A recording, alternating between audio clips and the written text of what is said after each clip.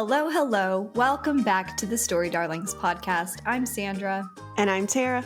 And what are we talking about today, Tera? We are talking about Heir of Fire, Part 1, which was extremely long. Extremely long. This is the first book in the series where Part 1 is at least 300 pages long, and then it just gets like longer from there. So now we're getting into the epic fantasy stuff. And we met so many new people that I was just like, okay, I have to write these people down because I don't remember who they are or the backstory of all of them, because we also get a lot of information about each one of these new characters. So have fun today, guys, getting a crash course in all of the characters. Listeners out there, if we get something wrong, feel free to call us out in the comments, because that's always kosher and appreciated. As Tera mentioned, we're covering Part 1, which is called Heir of Ash. And this book kind of has a different tone from the previous two books. This is the first time it feels more epic scale. We're on a completely different continent now, completely different country of Wendlyn. And there's just a lot more political maneuverings. There's different factions and groups being introduced and all of these different little plot threads being sprinkled out. And this is also the first time that I feel we get the fantasy vibe of everything, which I know you get a little bit in the other two, but that could have been anywhere. This is the first time you get to see the creatures like the fae and the witches and all of these things that are like going to build this fantasy part to it. And you did get to see a little bit of them before, but now you're going to be engulfed in fantasy. As was teased in previous books, magic wasn't accessible in Otterlyn or over there, and now this new continent, it is accessible. So we're going to get the magic part of fantasy, and there's like skinwalkers and all these different monsters and stuff, which a little bit of like a horror aspect getting into it. So this book starts with our heroine, Selena. She has just taken a ship ride across the sea to Wendlyn, and after a week and a half of travel has booked her ass from the coast to the capital city of Varys. And it is here that she has been baking in the sun, stinking, becoming odorous, living off of flatbread and wine. And she is just living not her best life, but she is just like giving all the fucks she had away. She has no more fucks. She doesn't want to deal with it. She doesn't want to do anything. And she's like, I'm just gonna like bake. She does a lot of reflection. She's thinking about Nehemia a lot. She's thinking about the word keys. And there is a scene where the crown prince of Wendlyn, Galen Ashriver, comes through the city. He's just traveling through the city. And he is one of the people that she's supposed to be on a mission over here to assassinate, and she sees how beloved he is, how the people just celebrate and honor him, decides not to kill him. But she is also seeking an audience with the Fae Queen Maeve. And that crown prince, she also is very sarcastic about him being like the crown prince and the loved crown prince and like all these things, because that is something that she feels she is not. She is the queen, technically, but she doesn't feel like that. She doesn't feel the love of her people. She doesn't feel any of these things towards her people either. She's just kind of like, I am, but not at the same level that this dude is. And so she is very snarky with it, which again, my love of snark comes in because I did like the way she referred to him a lot. Which this goes back to your previous comment, which if you haven't checked out the previous discussions, go ahead and do that for Throne of Glass and Crowd of Midnight. But Tera makes a comment that the King of Otterlyn is very akin to Hitler. And so he's done a bang-up brainwash job for all of the people of his continent, pretty much, turning them against like magic and fae, and by outlawing it and making it a highly criminal offense. The end of chapter 1, she meets this elite soldier, silver-haired, tattooed face, and he is just stoic. You can't read him very well, but he is one of the trusted soldiers of the Fae Queen Maeve. They get into a little scuffle, and he kicks her ass, and she has herself some humble pie. He does it in a way that is just so assholey. He is such an asshole the whole time. Not only does she get the humble pie because she got her ass beat, but she also gets it because the whole time you can tell that he's not even like trying that hard. And he's just making comments about her and he's just being an asshole. It just fires her up even more, but then she still gets beat. I don't know if I like him. I'm just going to throw that out there. I don't know if I like him. The first time I read this, I had the exact same feeling. I was like, he is mean. He's kind of a jerk face, and he is really physical with her, and I don't like that. And we get more of that as this book goes on. So he essentially is like, get your homeless ass in gear. We're packing up and going to see Queen Maeve because she wants to have a little talk with you. And so he takes her through forest and everything, eventually gets to this mountain fortress of Mistward. Is it called Mistward? Yeah, I think so. It's a little hidden with magic and stuff, hard to find. Selena, meanwhile, is just having, I don't want to say like PTSD or flashbacks, but she is just overwhelmed by everything that she's feeling because a lot of this is her background, her upbringing, and it's weird for her to be back in this place where magic and fae are just completely normal. So she meets Queen Maeve, and it isn't the best kind of interaction. Like, Queen Maeve is kind of a bitch. You want to talk more about that? Okay, so I'm sensing a pattern with these fae, that they're a little uppity, a little like very proud of themselves, a little like I'm better than you are kind of thing. But Maeve is Selena's great aunt, something like that. She is the sister of Mab, who we met as Selena's great-grandmother, something like that. Either way, she is a descendant of Mab, who is the goddess Deanna, who gave her token to Selena early on. Maeve is her sister, and Mora was the other sister. And Maeve is the only surviving one, so she is sole queen now. And she holds a large amount of resentment for Selena's family. A large amount. She holds resentment for Mab, and she holds resentment for Selena's mother. A large amount of resentment for Selena's mother because she married somebody that Maeve did not approve of. Basically, you hear that Maeve allowed Selena's whole family to be killed because she was mad, and she didn't go and help them because she was mad that they had the child and got married. She also has been searching for Selena because she knew Selena had power. I think assumed that she would have power at this point. Selena's mother was hiding her from Maeve, not wanting her to have any contact with her. And as you get to know Maeve, you know exactly why. Because she's a bitch, like Sandra said. And I have a feeling, and this is just me like guessing, but I have a feeling she's going to try to use Selena for her own ends. But that's just what kind of a person I think she is. Anyway, so we meet her, we hear the whole backstory of Selena and her family, the resentment that has been built over years.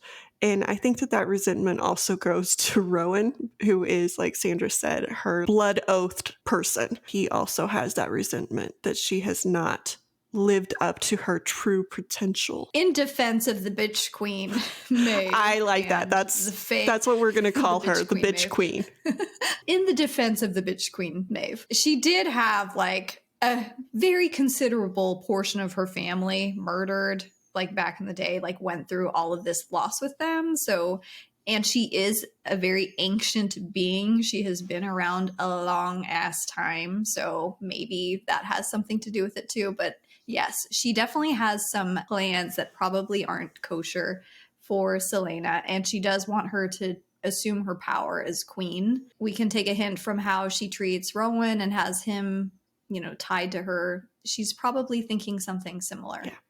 For Selena, let's just face it. She likes people to be indebted and tied to her. So I'm going to backtrack us a little bit because before we meet Maeve in the book, we go back to Chaol and Dorian. And I'm just going to reiterate that Chaol is a fucking moron because he's still, even after all of this shit and sending her away and he's protecting her, he's still acting like she is the enemy. And like he has a dream where he sees Selena killing Dorian. Like he still views her, even subconsciously, as the enemy. And I'm like, dude, God, grow a brain. Dorian's her friend. She's not gonna kill him. Or at least I hope she doesn't in the book somewhere, because then I'll have to eat my words. But like at this point in time, she is not gonna kill him. And then we also meet another character, Aedion, and he is introduced as, I envisioned him as a pirate, like this swashbuckling, just like rogue. Fine Yes, pirate. yes. Yeah. With some, as Sandra said, BDE. He has some extreme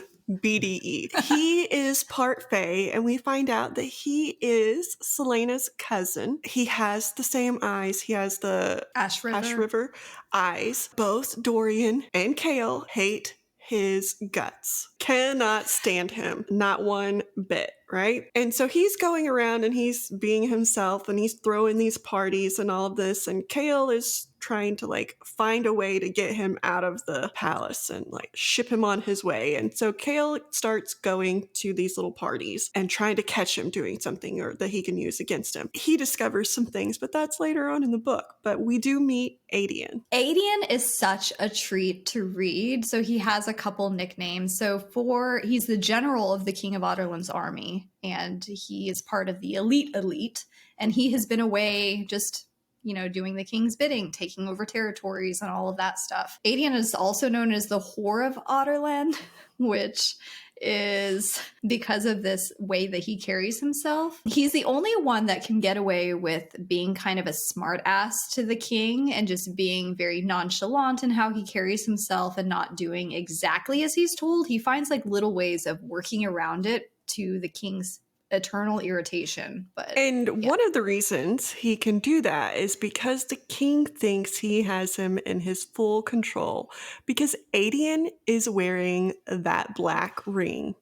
Another reason Kale can't stand him, because now he knows, because of Selena, that black ring means that you are in the control of the king. However he's magically controlling these people, he is controlling them. Kale instantly is like, oh, enemy. His spidey sense is going off completely about Aedion. It's fair. He's seen enough people wearing this black ring. I can't remember if the book goes into it, but how Aedion had the foresight to be like, I'm going to make a replica of this ring. He's very savvy. Yes, when Kale... can't trick him. When Kale finds him, finally, after all of these parties, Aedion's not attending these parties. He is throwing the parties and like making enough of an impression and then hightailing it out of there to go do something else on his own. And so he is using these parties as kind of like his beard for what he is truly doing. And everybody knows he was there. Everybody knows he was up in a room with this girl or whatever. But then when Kale tries to figure out, like, he goes to that girl and she's like, no, he left. And he's like, wait, but then where the hell is he? And so he does this a couple of times and he figures out that this is a pattern, that Aedion's throwing these parties and then he's leaving. You see that there's still some like suspicion and he's trying to figure out what he's doing. And when he finally catches him, he makes a comment about the ring. Aedion's like, oh, you mean this one? I got a bad sense off of it when the king gave it to me, so I threw it away. It's now in the ocean somewhere. And I made a replica to where he thinks that I'm wearing it, but I'm not. Aedion has this like, oh yeah, that was a pretty good thing, after Kale tells him what the ring does. He's like, well, I'm really glad my face senses kicked in there and told me, don't do it. It makes me wonder if because the power isn't as diluted in their bloodline, and we've already been told that if they get near this stuff, they feel sick, they get headaches and stuff like that. So if he like sensed it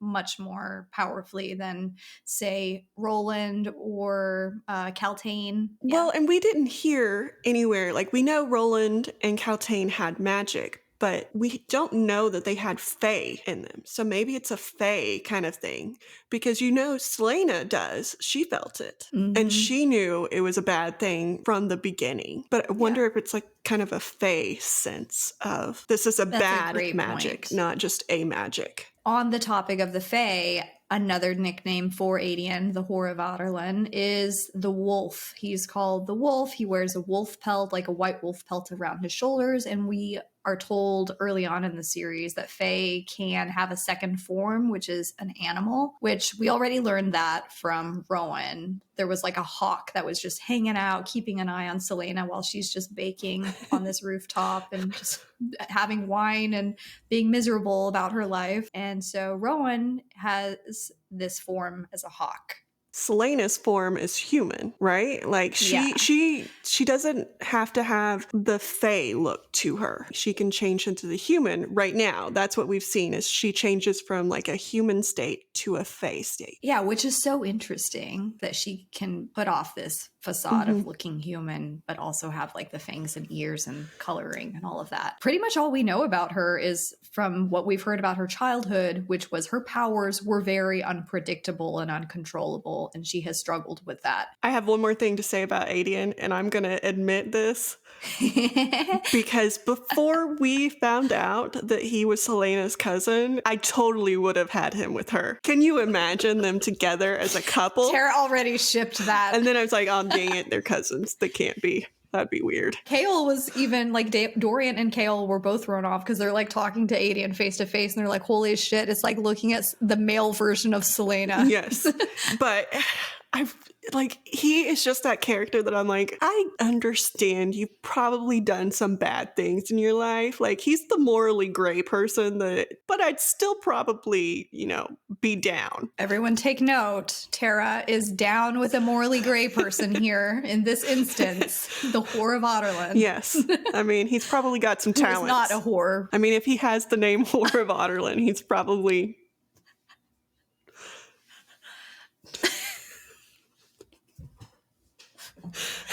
Anywho, moving along. Before we check back on Rowan and Celaena in Mistward on the other continent, back on the Empire of Otterlyn, we get to see a new character named Manon Blackbeak. And as we kind of mentioned in a previous episode, there is going to be some political fallout from murdering Baba Yellowlegs. We meet 3 major witch clans. We meet the Yellowlegs, we meet the Blackbeaks, which is what Manon is part of, and then we meet the Blue Bloods. Within each of these major clans, there are a number of covens that fall within the Yellowlegs, Blackbeaks, or Blue Bloods, and we meet Manon, who is the first of her clan, and she has like 13 witches that she is like the leader of, the wing leader, if you want to call it. And so the cool thing about how the witches are written is until magic had been outlawed, they had been riding around on broomsticks like actual witches, which I love, like as absurd as that idea is. We also learned that because of magic disappearing, the witches have started aging like mortals too. So they used to be immortal and all of this stuff. I think they say Manon is a couple hundred years old or something like that. So we're introduced to this whole other witch line now. And we learned that these 3 iron teeth is what they're called. They're like girl gangs, essentially, that have these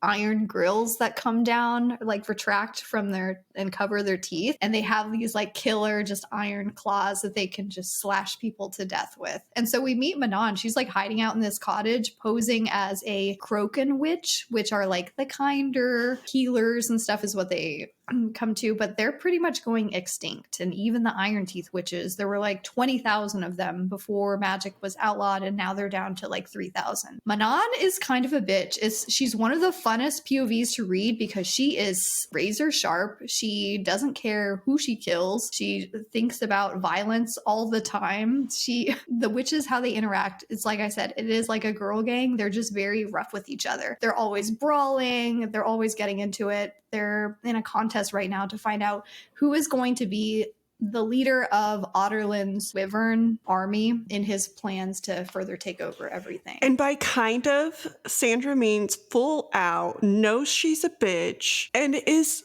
very comfortable with being a bitch. I equate her in her bitchiness to Celaena. Like, Celaena's bitchy. She knows she's powerful. She knows she's good. She knows all of these things. But Celaena has a conscience. And right now, we see Manon does not. So Manon is Celaena without a conscience whatsoever. She is down to kill whoever. She doesn't care. You see her when she first comes in. She is wearing a red cloak of the Croken, whatever, witches. Wonder what's on Tara's mind. Yes. I'm just kidding. Croken witches. And the way she got that was by murdering the young witch that had that cloak. And she doesn't really care. She's like, hey, it hides me. Means to the end, I don't really care. Like Sandra said, they are, trying to figure out who is going to be the leader of this riding pack that Otterlyn wants the witches riding their wyverns. Manon just knows that she should be the one leading because she's the best, right? They go to pick out their wyverns. And everybody wants the bull, Titus, because he's the biggest, he's the meanest, he's the everything. They're all fighting over him. In that fight, one of the other witches pushes Manon in to the wyvern like nest kind of thing where the spite is gonna happen, trying to kill her because these are little beasts. It's a disturbing scene, right? Because it's likened to dog fighting. They just drop into these monster pits and these wyverns duke it out. And Titus is just there's a bait wyvern, and he has had his like tail cut off and like all of his little defense mechanisms because they don't want him to hurt the other ones. They want him to bait them out and have the other ones fight him and show what they can do. This little bait wyvern, which you feel sorry for, even though he's going to be used for bad things in the future. Feel sorry for him. Titus is going at him. Manon goes into this little like arena area that they're fighting, and Titus then goes after Manon and is going to kill her, and the little bait wyvern saves her. And so she's like, hey, I pick him for my ride. And her grandmother is beside herself mad because she's like, he is the worst thing you could pick. He can't fly. He doesn't have a tail. I think there was something with his claws. Missing teeth. Yeah. And she's like, well, you know what? I can sense that he's smarter than the rest of them. You get to see Manon be calculating, not just strength, but calculating at this point because she can sense that he understands her and that he's smarter than the rest of them. And he can then be their leader because he is smart and they're all dumb apparently. And so she's being very calculating in this decision.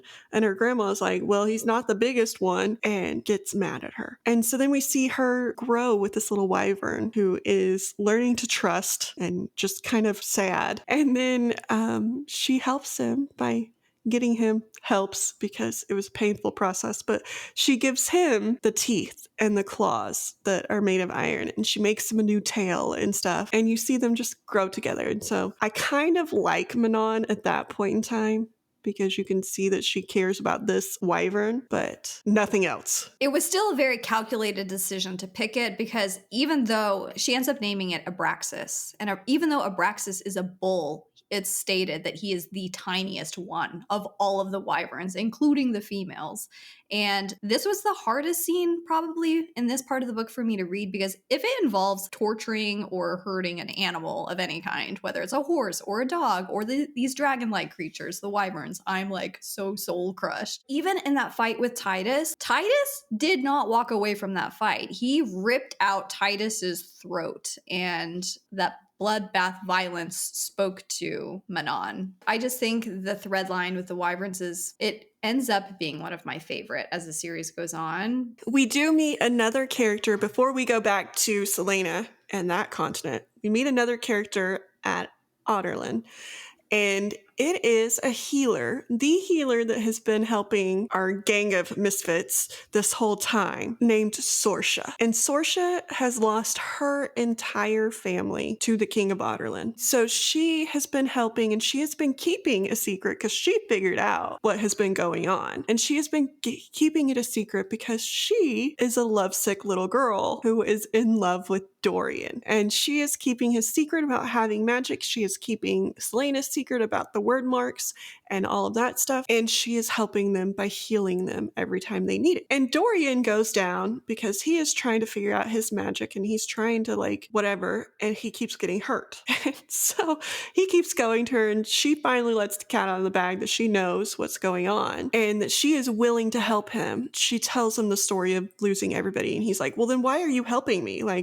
I should be your number one enemy. And she's like, well, I don't have anywhere else to go. And he equates that to Selena. So she is instantly connected to him. And then you see them blossom a little bit with a kiss. Sandra's giving me this look, so I don't know if I should be happy about this yet or not. But again, Dorian grew on me. He is so cute and so sweet that I'm like, you know what? If that's the girl you want, you go be with her. I'm down for him getting a girlfriend. I mean, Tera in discussion number 1 of this whole Throne of Glass read-along wanted Dorian torn down a few pegs because he was such a flirtatious, just, not a care in the world kind of guy. And then the previous book, he's just like going through it and suffering almost to a point where Tera actually felt bad. And now he meets this girl, Sorsha, the healer, who has had a crush on him before she ever knew that he was the prince. Like, she has just had this little teenage crush on him. Tera wanted him to be happy, which he seems to be. They're happy. I'm just making these faces and rolling my eyes because I had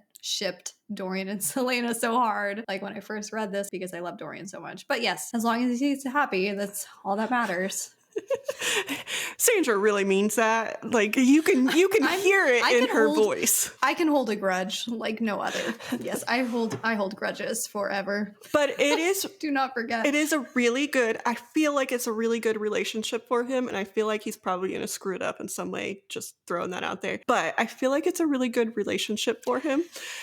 Because she's willing to help him learn his magic, and she's willing to make potions to help him like keep it under wraps to where he doesn't like give it away. And she's super smart and she loves him. And like Sandra said, she liked him before she knew who he was. So, she likes him for him. She sees through that playful, flirtatious prince mask that he wears. I think when I first read about Dorian, I was holding his dad against him. And I'm like, oh, you're going to be just like your fucking dad and you just don't care and you blah, blah, blah.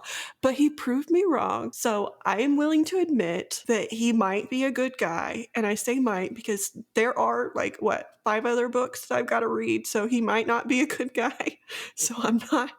But anyway, I'm willing to say it's okay if he has a happy moment now. I'm okay with that. Dorian deserves to be happy. Yes, I agree with that. And Sorsha, she's not just a pretty face. She is, like Tera said, she's smart. One of the things that I really like about her is she is resourceful. So when Dorian is like telling her how worried he is about people finding out about his magic and what his father would do to him and just what would happen to him, she's like, okay, I'll get you on this high iron diet to suppress the power. Why didn't anyone else think of that?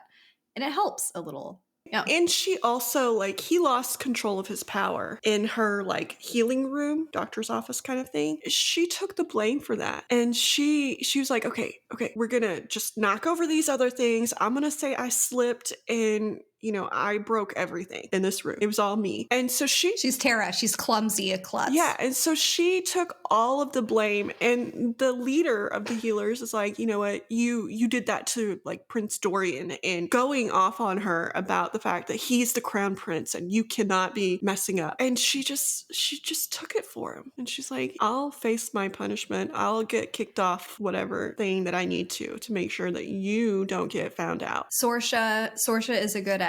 We all want Dorian to be happy, and Sorsha is a good egg, but just by position, this cannot end well. She is the healer, and he is the crown prince. I mean, he can be happy as long as he wants, but at the end of the day, they are two very different people, so it cannot end well. And that's what I'll say to shit on your parade.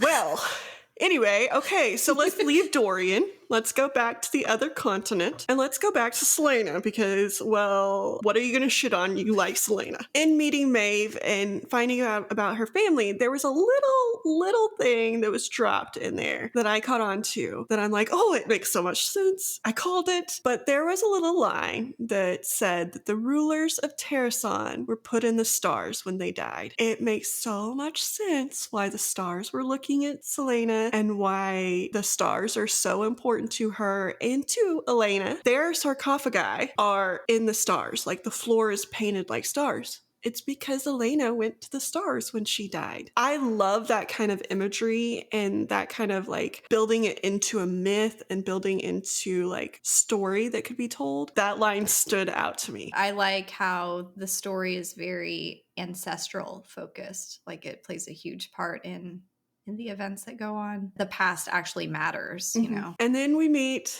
2 more characters. Well, we meet a lot of other characters, but I'm going to point out we meet a lot of characters. We meet Luca and Imrys, and these 2 are kitchen staff where Selena is now living as she's Demi-Fae. As she's going through this training with Rowan, right?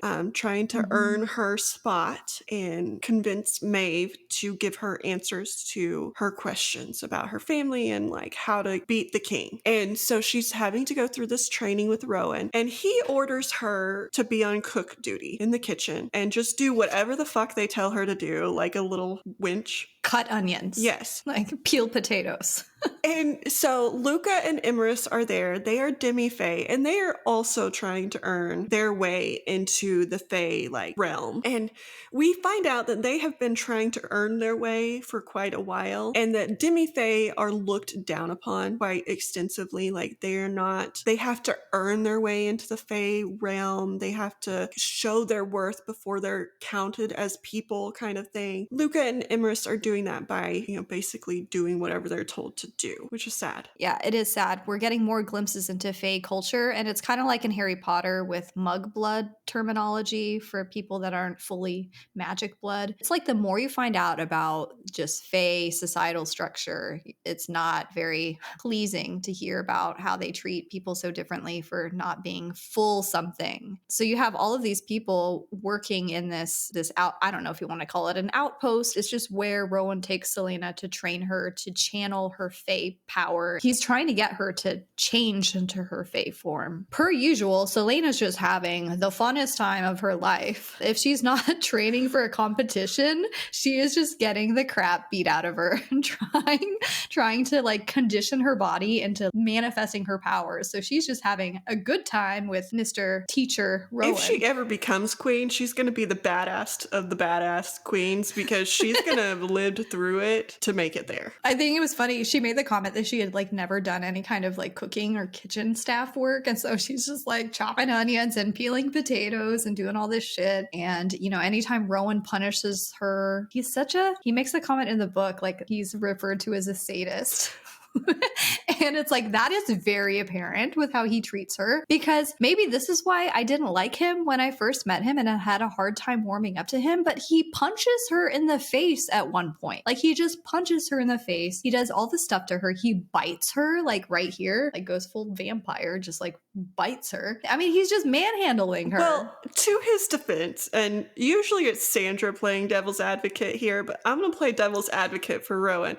To his defense, Rowan's kind of smart, and he figured out early on that the way to make Celaena do something is to piss her off. And so he figured out that the way she changes and takes over her fae powers is when she's pissed off or when she is fighting. And so he learned early on that that is the way to get her to do that. And so he's using that to the best of his ability. So when he does bite her, it is for the sole purpose of pissing her off to the point that she changes fae. Tera has a fair point. That is a fair point. I'm also going to point out that my one sole comment on Rowan is an ass. That's it. That's Yes. all I wrote. He's an ass. So I am in your corner. I'm just saying, like, he's using her anger against her. And he's doing these things to just piss her off. That's his whole intent. He's not wanting to hurt her. He just wants her mad. I was curious what Tera would think of Rowan, because she was like so stuck on this like gruff kale and all this shit early on. I'm like, okay, what about this grumpy, just stoic demeanor guy who we find out is a prince himself, by the way? He's not my favorite, which is weird. And I think maybe he would have been more my favorite if Aedion hadn't just been introduced to and I had to pick, because I love Aedion. But there is something that happens towards the end of this part that has me a little confused on whether or not I like him. And we'll get to it later. At first, I was like, you're just an asshole. I mean, he is. Yeah. And I didn't He's like acting him like an very asshole much. for sure. And I liked Aedion. And then Aedion was her freaking cousin. I just love him being in his perspective and him just how he thinks about Celaena and their childhood. Like, he has such like warm memories of the two of them. I feel so sorry for him because he blames himself for it too. Like for not being there for her. And like, what? Were you like 12? Like, what could you have done against these assassins who killed grown-ass, as her dad is described, warrior princes? Which, back on that point, he blames Arabin for being responsible for all of that. You remember that part? And then Arabin coincidentally discovers her in this river and tortures the like living shit out of this 8-year-old. But anyway, Arabin's not, he's on my shit list. If I were an assassin, Arabin would be dead, in case you're not watching. Dead. Back to Prince Asshole Rowan. Okay, so we've got Queen can. Bitch or bitch queen. Queen. Bitch Bitch queen. Queen Maeve. And Prince Asshole. Okay, I like these. I like these names. I'm just renaming people. Prince Asshole is doing everything he can to press Selena's buttons and get her to be able to control her power better, which it now involves him taking her out on these little trips through the wilderness and putting her life in danger. And they come across all kinds of crazy creatures. There are some, I think they're called wights or something, right? They're the ones that like fuck with her memories and bring them to the forefront. No, because he takes her to the wights, but the creature that she interacts with, he said, that's not what you were supposed to be interacting with. So I don't think it's actually a wight that she interacts with. Like, she was supposed to be interacting with the wights. I don't know who the fuck they are, but this creature that she does interact with takes her down memory lane and shows her all of the horrible things in her life, and she does shift. But then when she comes out of that, she is like beside herself and she is so pissed off and she hates him. And he's like, well, that's not what I brought you out here for. I don't know what that was. Yeah. I mean, she sees her parents' deaths. She sees Nehemiah's crime scene. I mean, all of the worst things, which would be unimaginable to have to live through again. And then there is a scene with these creatures called skinwalkers that just literally wear stitched together skin of their victims, and they're actually in danger. Like, Rowan is legit worried. And like, if you don't shift, we're dying because I'm not leaving you. At least he didn't leave her. Like, there's like 1 point out of the like 100 against him, 1 point for Rowan. He didn't leave her. Yeah, so Prince Asshole is a little less asshole. Kind of. So, but they also start discovering things. Like, we hear that there are corpses being discovered, like bodies dumped off, you know, and they're kind of, I don't know if they're described as like husks of people, but like bodies have been turning up and like weird stuff is going on. At first, I get the sense that they were like human or something. And then the last body that they discovered was Demi-Fae. And so then they get a little bit more concerned because if they're able to do this to Demi-Fae, like, are we progressing? What's going on? Yeah, it's all tied into these things that are going on back in the Empire of Aderlyn, which is when Manon and all of the witch clans come to the Farian Gap for wyvern training and all this. All of the men that work in this place have a taint to them, a very sick taint that Manon can sense. She describes them as they're rotting from the inside because these Iron Teeth witches, it is common for them to like drink blood, consume blood and lick blood and all of this stuff. And it's just disgustingly rotten is how she describes these men that have been working in this area. And since we're back on Aderlyn, I have a couple more points about Aedion that we discover. Back to Aedion. Back on a positive note, away from Prince Asshole. Aedion's over here being Aedion and making everybody fall in love with him, including Kale, to a point, like not in love. Kale's like, oh, okay, you're probably not as bad of a guy as I thought you were. So he tracks him down after these parties, and he figures out that Aedion is a part of the rebellion.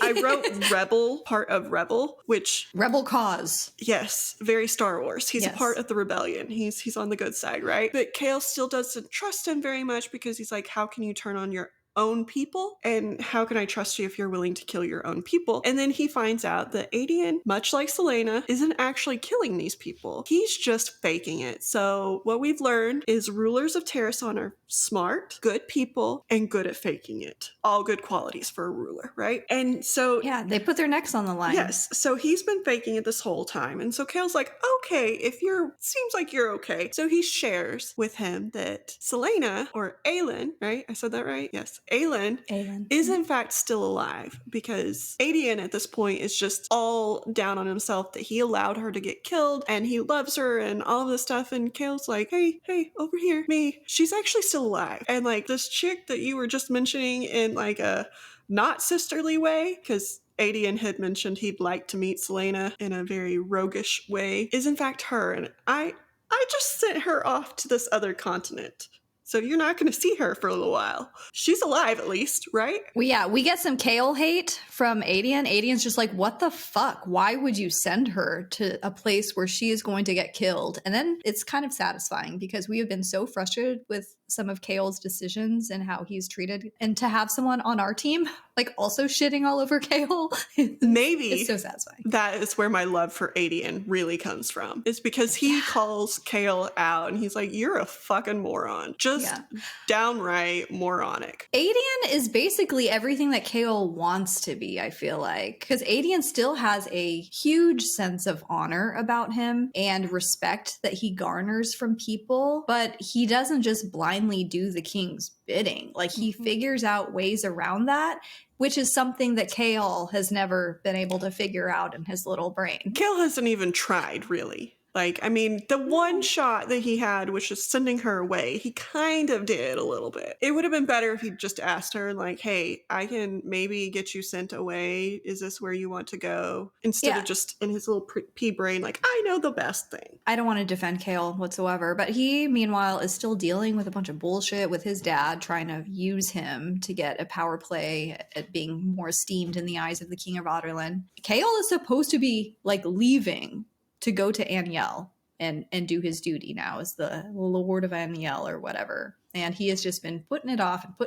And his dad is like confronting him like, what the hell? You told me that you were going to be there in like a month. And now Chaol's asking to fulfill his promise months later. And he just pretty much feels powerless right now. And it's almost frustrating to read on page because he cannot progress he cannot figure out how to get around anything. Believe the people who are actually helping you and you might have some luck here.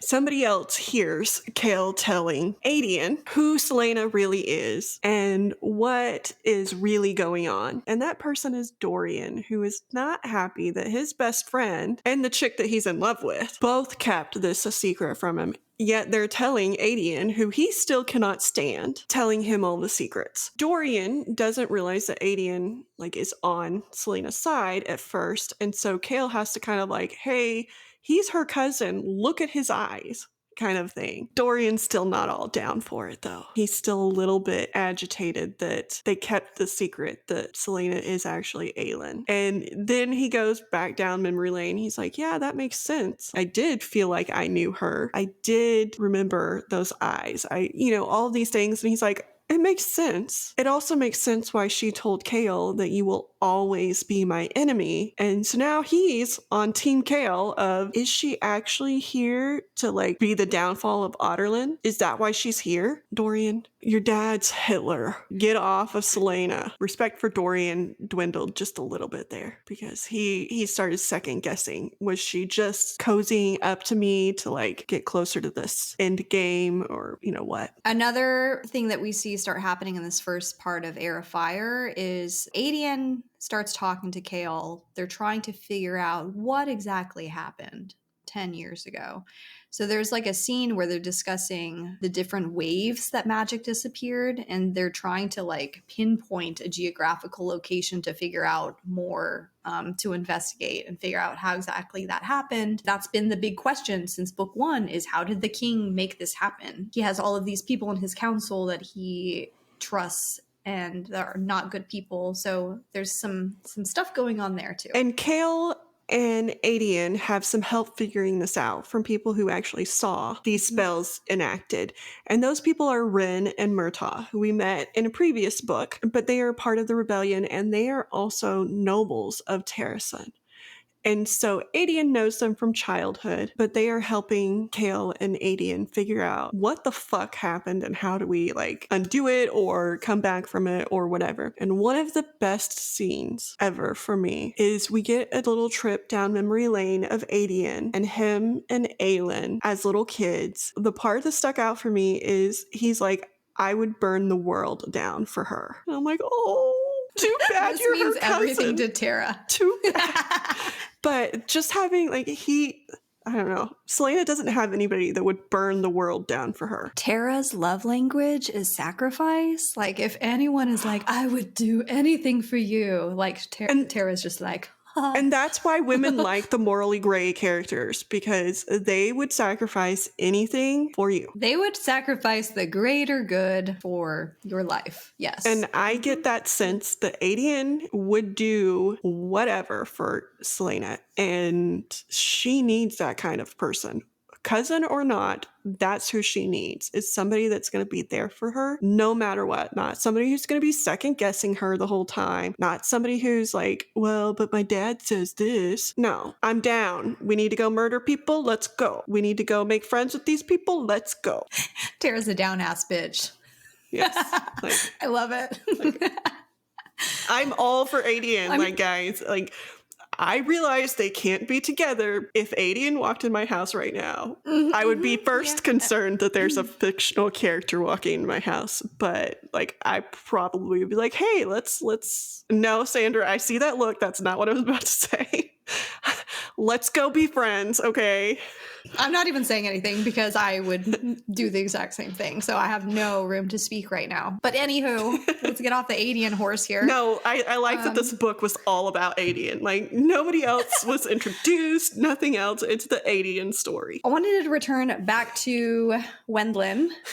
I know, laugh at me. I wanted to return back to Wendlyn because on the topic of these bodies that are getting discovered, we're finding out that the life force, or they have been drained for whatever reason. There's like a scene with a serpent in a cave. I'm going to go out on a limb and say that whatever reason is not a good reason. Like, it's not a happy, pleasant thing coming. It's like a bad thing. Yeah, but it's like, okay, if the king of Otterlin, is on his own continent, why is all this shit happening over here? Like, what is going on? How does this tie into this? We hear about these creatures called the Valg, which were, I think they're described as these monsters or something that have to do they're with the word demons. keys. Yes, they're like the other people, the other realm, whatever, which the serpent that Selena and Rowan come upon in the cave where she gets the sword. I'm sorry, I have to say, by come upon, Sandra means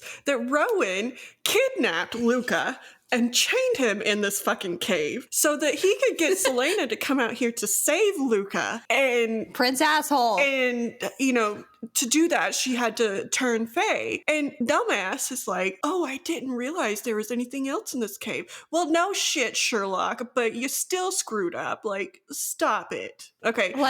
Soapbox over. Like, Sandra I had to point out by come upon. That's what Sandra meant. Come upon a cave. It's just more of Prince Asshole's training. No, we find out that the serpent is quite possibly from a different world. Like, somehow got over here. So, I mean, it's just proof that all of this shit with the word keys and the word gates have been probably going on for centuries, if not millennia. And the only creature that we know of right now that is super, super old is Bitch Queen. Just saying. And we do know from previous books that this battle that happened over these word keys happened between the Valg and the Fae. And that's how these keys came to be, from a portal that was able to let these stupid things in. Not to shit on, Prince Asshole more, like to give him some redeeming stuff. We do get some backstory to him. Like, there's more to him than meets the eye. He has gone through some tragedy himself. We learn in Fae culture that there is this thing called mates. They can be mated to someone. And when you are mated to someone, it's akin to having like a soulmate. Like, you are tied to them through, like, even in death. And we learn that his mate died very tragically when she was pregnant. So he, in a sense, reminds me of Kale in this, because he left his mate to go fight and get honor and serve his queen and all of this stuff, and finds out that somebody got in, and that's who killed his mate. And he finds out that she was pregnant after the fact, but he left her when she was pregnant. So I get that it sucks, but he was making choices just like Kale was that weren't the right choices. Like, if you love your mate so damn much, then why is it so important for you to be fighting over here for the honor of your queen? Like, did she force you? No, probably not, because that's not said in the book. So you made this choice of your own free will to keep leaving your mate. when you know if you're fighting somebody and there's a war and there's whatever, that there's a chance that she's going to be harmed in some way. So I do feel bad for him. I do get a deeper sense of why he is the way he is. But I also think, you know what? You made choices that led to this. Not very good choices that led to this. You could have been home with your mate and there to save her, except for you chose, just like Kale did, the queen over her, or in Kale's situation, the king over her. So how much did you really care if you're willing to choose somebody else over your mate? I don't have a lot of patience for that. No, she doesn't. And she will let you know. No. This is like the opposite from what we see in Otterlin with Kale. It's almost like this militant brainwashing, right? Oh, no, no, no. You need to fight for your country to defend your home. Like if you care about your family and your friends, you'll go fight this war. And there are people on both sides, Kale and Rowan, who believe this because it's indoctrinated into them somehow. But it's part of the problem. It's almost like the book is a commentary on that too, because it never leads to good things. All of these battles, why? It's always for the sake of becoming an empire. Well, and I mean, I'm not on Kale's side at all, but at least with Kale, it is more a choice because he has been indoctrinated. That is not the sense that I got for Rowan. I got that he was more like, I wanted to make a name for myself. I wanted to be the badass. And so I wanted to go and do all of this. Like, it was more a choice in his part. Fair, because he is part of the royalty. He's a prince, so he's in on those meetings about... Like, he could have made a different choice to stay with his mate. And he didn't. He chose to leave her alone. He could have made a choice. He had the money. He had all this stuff. He could have made the choice to, like, have her protected in some way. And he didn't. And so I have very little sympathy. Like, I have a little because it sucks. And it does seem like he is sad. And it does seem like it affected him. But that's after the fact. Like, it didn't seem like he cared too much before. I'm down on Rowan. Even though these people obviously beat themselves up after their decision has been made, Tera has zero sympathy for them. You deserve to beat yourself up. You made a dick move, and you deserve your consequences. And now we need a more positive vibe to end on, so let's talk about Aedion. I have the perfect thing. I mean, we could talk about Aedion, or we can... Selena does have some positive moments in Mistward. It's not like all horrible kitchen work, horrible training, life or death situations. You better change now. There are like little story time with the Demi-Fae, like I forget which one specifically, like the older one that will tell like these little myths and stories, and they all gather around to listen. And even Rowan is listening, but like as a hawk, because I don't know, he's putting on this front. He's too badass to listen to these stories. Yeah, he's too important, I guess, to ever be interested in this kind of thing. So there are some tender little moments like that. But Aedion. I just can't wait for Aedion and Selena or Aelin to meet again. Like, I have a feeling that's going to be the best scene. I am down for the reunion of them. I want to see this happen so badly. Mm-hmm. And also, it mentions Aedion's own his homies, basically, like his boys, which are not with him yet. So if someone is like good friends with Aedion, like I'm gonna like this crew. Okay, I'm just saying that. If we could just write a whole book from Aedion's perspective, like Sarah J Maas. Here we go. Here's another like Assassin's Blade kind of a book. You can just write a book, short stories, whatever, from Aedion's perspective, like his life as the whore of Otterlin. I said that wrong. I'd be down for reading that one as a 9th book. Let's go. Oh yeah. Part 2 for Heir of Fire. Any idea what's going to happen? I think it's too early for us to get this reunion that we just talked about. I think Rowan is going to deem that she has learned enough or is good enough or whatever you want to deem it to meet Maeve, and I think we're gonna get some answers. I think the witches are gonna get on the wyvern and hopefully figure out that they're on the wrong side of history, although they are what they are, so they probably won't. Yeah, they're interesting characters to get their POV, because they literally, if they're a personality type, they are like chaotic neutral, possibly like chaotic evil. I would say chaotic evil. They're for the violence. Yeah. it's a really interesting perspective to read is all I'm going to say. But Sandra is a Cancer, in case you have not figured that out, but she is also on the chaotic evil side of things. It's a little contradictory, but no, she is. She's that Cancer that like crazy Cancer. Yeah, she will be down for the murder and mayhem. That's why we're besties. Get on her bad side, and somebody's finding a shovel. You'll help me bury it, right? Yes. Do we think Chaol goes to Annie L? Like, do we think he can't hide from his dad anymore and goes home even after his dad pulls those stunts like, oh, here's a letter from your mother, pull at his heartstrings? I think the better question is, do we care? Aww, like that's harsh. Like, I'm okay with him going if go. You're probably offending all kinds of Chaol lovers out there. I mean, I was all for him. I was all for him. He was my very first crush in this book, and he made some very, very bad choices, and I think he needs to go. I didn't say unforgivable. I don't care if he goes there. Maybe he'll learn a lesson. Maybe his mom will teach him, your dad's an asshole. Don't be like your dad. He needs something. He needs a motherly figure telling him, you can't just be all down on Selena because she doesn't do exactly what you want her to do. Make some better choices, dude. Learn from your choices, because right now you haven't. So next week, Tuesday, part 2 of Heir of Fire will drop. The rest, and we will discuss all the events that happen there. If you enjoyed this video, please like, comment, subscribe, what your favorite or least favorite parts of the book were. We hope you're having fun going through the Throne of Glass read-along with us. If you have an extra second or two, if you could rate this on Spotify or Apple Podcasts or wherever you listen to podcasts, feel free to do that too. We appreciate it. We will see you next week. Bye.